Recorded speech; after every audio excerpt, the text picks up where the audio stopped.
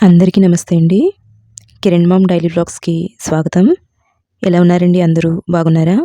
నేనైతే చాలా బాగున్నానండి. మీరందరూ కూడా బాగుండాలని మనస్ఫూర్తిగా కోరుకుంటున్నాను.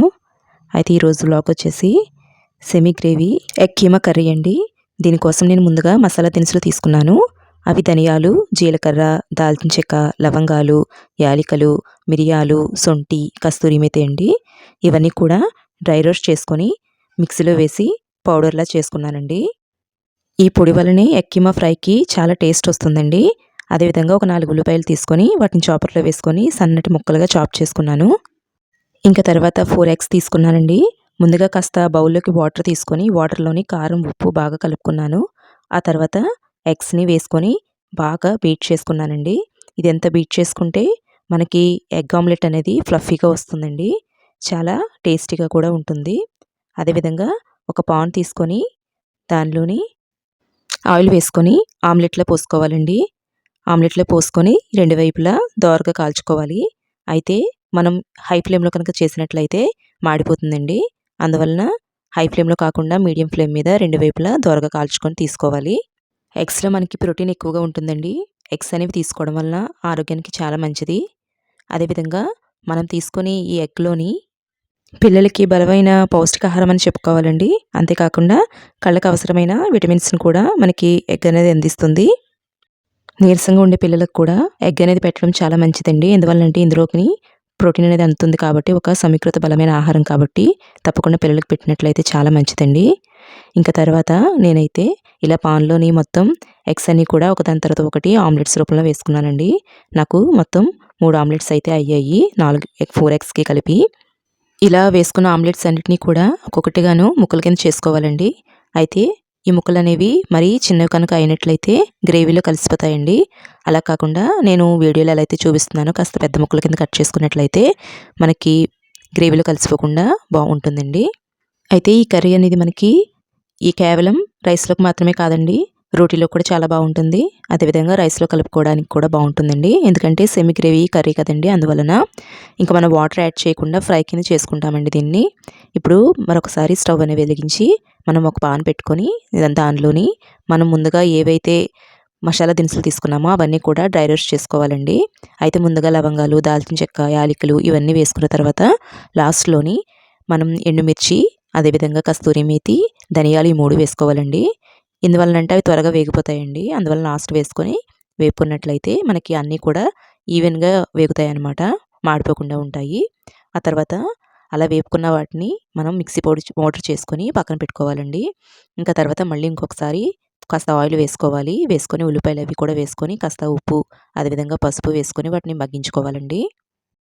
ఉప్పు అనేది వేసుకున్నట్లయితే త్వరగా కర్రీ అనేది మగ్గిపోతుందండి. ఉల్లిపాయలు అనేవి మగ్గిపోతాయన్నమాట త్వరగాను. అందువలన ముందుగా మనం పసుపు, ఉప్పు అనేది వేసుకొని కర్రీని మగ్గించుకుంటాము. అలా మగ్గిన తర్వాత ఒక స్పూన్ అల్లం వెల్లుల్లి పేస్ట్ వేసుకోవాలండి. అల్లం వెల్లుల్లి పేస్ట్ వేసుకుంటే టేస్ట్ అనేది బాగుంటుందండి ఇలాంటి కర్రీస్‌కి. ఆ తర్వాత కాస్త కారం వేసుకోవాలి. కారం నూనెలోనే మనం వాటర్ వేయకుండా నూనెతో మగ్గించుకున్నట్లయితే కారం టేస్ట్ బాగుంటుందండి. అదేవిధంగా కలర్ కూడా రెడ్ కలర్‌లో చాలా అట్రాక్టివ్‌గా కనిపిస్తుందనమాట కర్రీ. అందువల్ల మనం నీళ్లు వేయకుండా ముందుగానే ఉల్లిపాయలు వేసుకున్న తర్వాత కంపల్సరీ అప్పుడే మనం కారం అనేది వేసుకోవాలి. ఇంకా తర్వాత ముందుగా ఒక 2 టమాటాలు తీసుకొని పేస్ట్ కింద చేసుకున్నానండి. అదే పేస్ట్‌ని ఇప్పుడు నేను వాటిలో వేసేసుకుంటున్నాను. ఇంకా మనకి కర్రీ అనేది టమాటా పేస్ట్‌తోనే మగ్గిపోతుందండి. ఇంక విడిగా వాటర్ అది వేసుకోవాల్సిన అవసరం అయితే మాత్రం లేదు. ఇంకా లాస్ట్‌లో మనం ఏవైతే ముందుగా ఆమ్లెట్ కింద చేసుకొని ముక్కలు చేసుకున్నాం కదండీ! వాటిని ఈ ఎగ్ కీమాగా ఇందులో కలిపేసుకోవాలనమాట. వీటన్నిటిని కూడా లో ఫ్లేమ్‌లోని మగ్గించుకోవాలండి. హై ఫ్లేమ్‌లో మాత్రం మగ్గించుకున్నట్లయితే మనం వాటర్ అది వేయట్లేదు కాబట్టి మాడిపోయే అవకాశం ఉంటుందండి. అందువల్ల టమాటా పేస్ట్ ఒక్కటే వేసుకున్నాం కాబట్టి ఇంక మనం వాటర్ కూడా వేసుకోవట్లేదు. అందువలన లో ఫ్లేమ్‌లో అయితే వేసుకొని తక్కువ మంట మీద మనం చేసుకున్నట్లయితే ఫ్రై బాగుంటుందండి. అదేవిధంగా ఇంకా చివరగా కరివేపాకు, పచ్చిమిర్చి, మనం ముందుగా తయారు చేసుకున్న గరం మసాలా పౌడర్ ఉంది కదండీ! ఆ పౌడర్‌ని కూడా ఇందులో వేసేసుకొని ఒకసారి కలిపేసుకుంటే సరిపోతుందండి. అయితే నేను ఎంత గరం మసాలా తయారు చేసుకున్నానో ఆ పౌడర్ అంతా వేసుకోలేదండి. కేవలం నాకు ఈ రెసిపీ కోసం 2 స్పూన్స్ మాత్రమే సరిపోయాయండి. కాబట్టి మీరు చూసుకొని వేసుకోవండి. ముందు కొంచెం తక్కువ వేసుకున్న తర్వాత టేస్ట్ ఎలా సరిపోయిందో లేదో చూసుకున్న తర్వాత మళ్ళీ కొంచెం వేసుకుంటే సరిపోతుందనమాట. లేదంటే మసాలా ఎక్కువైపోయినా సరే ఇష్టంగా తినలేమండి. మనకి గ్యాస్ ప్రాబ్లమ్సే వస్తాయి కాబట్టి కాస్త చూసుకొని వేసుకోవాలి. ఇప్పుడు మీకు వీడియోలో ఏ విధంగా కనిపిస్తుందండి, ఆయిల్ తేలుతుంది కదా! అలా కనుక పైకి తేలినట్లయితే మనకి ఈ కర్రీ అనేది తయారైపోయినట్లేనండి. మనం ఇంకా దీన్ని రైస్‌తో గానీ, లేకపోతే చపాతీతో గానీ, లేదా ఏదైనా బిర్యానీ కానీ, కుష్కా రైస్ కానీ, పులావ్ గానీ, జీరా రైస్ ఇలాంటి వాటితో తిన్నట్లయితే చాలా బావుంటుందండి. దీంతో పాటుగా నేను పుదీనా, కొత్తిమీర వేసి, మసాలా వేసి ఫ్లేవర్డ్ రైస్ తయారు చేసుకున్నానండి. అది కూడా చాలా బావుంటుంది. అది దానికి దీనికి కూడా టేస్ట్ అయితే మాత్రం సూపర్ ఉందండి. ఒకసారి ట్రై చేయండి. ఇంకా దాన్ని ఏ విధంగా తయారు చేసుకున్నానో కూడా మీకు షేర్ చేస్తున్నాను. దీనికి నేను 1 ½ గ్లాస్ బియ్యం అయితే తీసుకున్నానండి. అదేవిధంగా మసాలా దినుసులు ఏంటి అంటే బిర్యానీ ఆకు, అదేవిధంగా ధనియాలు, దాల్చిన చెక్క, లవంగాలు ఇవన్నీ తీసుకున్నానండి. ఇవన్నీ కూడా కాస్త కుక్కర్‌లో ఆయిల్ వేసుకొని సరిపడినంత అందులోని మసాలా దినుసులన్నీ కూడా ఒకదాని తర్వాత ఒకటి వేసుకోవాలండి. వేసుకొని అవి బాగా వేగనివ్వాలి. మనం ఇలాంటివి వేగించుకున్నప్పుడు ఎప్పుడు కూడా హై ఫ్లేమ్‌లో వేగించుకోకూడదండి. మాడిపోయే అవకాశం ఉంటుంది. అప్పుడు టేస్ట్ అంతా కూడా ఒక్కసారిగా మారిపోతుందండి. అందువలన లో ఫ్లేమ్‌లోనే పెట్టుకొని చక్కగా వేయించుకుంటే టేస్ట్ బావుంటుంది. ఇంకా తర్వాత నేను ముందుగానే తయారు చేసి పెట్టుకున్న అల్లం వెల్లుల్లి పేస్ట్ వేసుకున్నానండి. అల్లం వెల్లుల్లి పేస్ట్ వేసుకున్న తర్వాత శుభ్రంగా కట్ చేసి పక్కన పెట్టుకున్న మనకి ఈ పుదీనా అదేవిధంగా కొత్తిమీర ఉంటాయి కదండీ! అవి కూడా వేసుకున్నాను. ఇవన్నీ వేసుకొని ఒకసారి కలిపెట్టేసుకున్నట్లయితే మనకి ఇంకా బియ్యం మాత్రమే లాస్ట్ వేసుకున్నానండి. ఇంక ఇందులో కూరగాయ ముక్కలు కానీ ఏం వేసుకోలేదండి. జస్ట్ ఇదంతా ఫ్లేవర్ రైస్ మాత్రమేననమాట. దీనికి జతగా ఏదైనా ఒక మనకి రైతా ఉంటే చాలా బావుంటుందండి. రైతాలోని కీర దోస ముక్కలు, అదేవిధంగా క్యారెట్ ముక్కలు, ఉల్లిపాయలు, సాల్ట్ అలాగే జీలకర్ర పొడి ఇవన్నీ వేసి మనం పెరుగులోని కలిపి రైతా కింద తయారు చేసుకొని సైడ్ డిష్‌గా తీసుకున్నట్లయితే టేస్ట్ చాలా బావుంటుందండి. ఇందాక మనం హాఫ్ అన్ అవర్ నానబెట్టుకున్న బియ్యం ఉన్నాయి కదండీ! ఆ బియ్యాన్ని ఇప్పుడు 1 ½ గ్లాస్ తీసుకున్నాను అవి. ఆ తీసుకున్న బియ్యాన్ని ఇప్పుడు ఈ కలిపి పెట్టుకున్న మొత్తం మసాలాలోకి వేసేసుకుంటున్నానండి. ఇప్పుడు మనం హై ఫ్లేమ్‌లో పెట్టుకొని కాస్త ఒకసారి వేగనిచ్చిన తర్వాత మనం 1 ½ గ్లాస్ బియ్యం తీసుకున్నాం కాబట్టి 3 గ్లాసెస్ వాటర్ తీసుకోవాలండి.